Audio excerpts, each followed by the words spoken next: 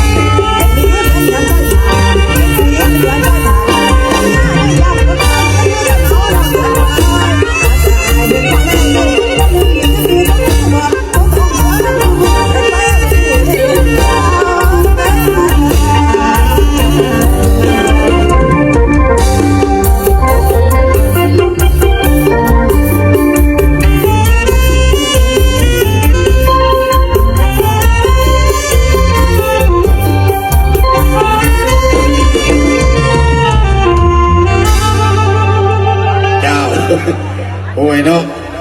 เสียดายแต่มันหนาวเนาะพี่น้องโอ้กันบอสั่งโอ้ยเอาที่มารายการน้ำเลือดตัวก่อนเท่ากะเวลานาทีพอดีเนาะโอ้ยอาจารย์เนี่ยข้อแหกนอนหน่อยหนึ่งเอาวันนี้กะขอให้ทั้งบ่าวสมพันธ์หน่อยสิริวัลย์รับรองล่าจะผ่าเพิ่นจักน้อยจักหน่อยนะพอเพิ่นจะรอดกันถึงเอาขอเสียงแน่จักหน่อยขอเสียงหน่อยจ้า